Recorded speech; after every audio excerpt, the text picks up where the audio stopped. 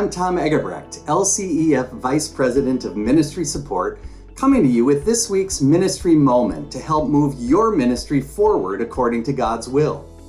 Since COVID-19 hit, you're probably communicating in more ways and more often than you ever have in your ministry. You're writing emails, doing video Bible studies, and putting together devotions and sermons. What better time to make sure you're communicating in ways that engage and capture attention across all platforms? You want to make sure people tune in and stay tuned in, but maybe you're running out of ideas to make that happen. Every good communication begins with a great introduction. You want people to pay attention and stay connected, so it's important to engage them from the very first sentence of your email, devotion, or sermon. There are numerous ways to do this. Here are just a few. First, surprise me. Shock me into paying attention.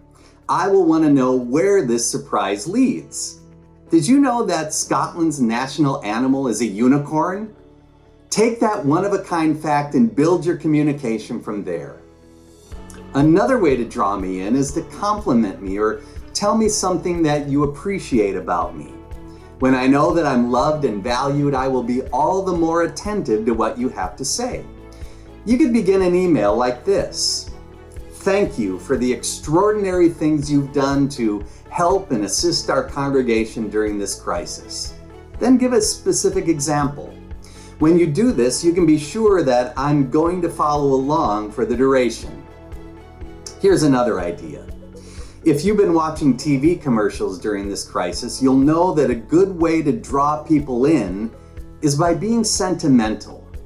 Make me feel some empathy or bring a tear to my eye, and I will take the bait, hook, line, and sinker. Tug on my heartstrings, and I will be engaged with your message on a very deep level. You see this every night on the news when they show one of those human interest stories. So tell the story about the person in your congregation who donated plasma to save somebody's life, or the youth director who created an online prom for seniors missing their final one this year.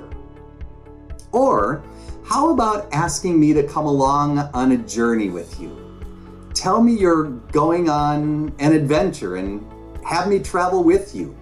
Paint a beautiful picture of the destination and I will jump on the journey of your message. What if you'd start your email or devotion or sermon like this? I'm going to heaven. You want to come along?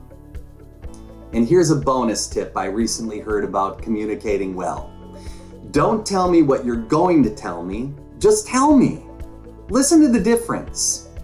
This email is to tell you that we're going to be able to physically worship in the sanctuary this weekend, as opposed to opening with a message like this.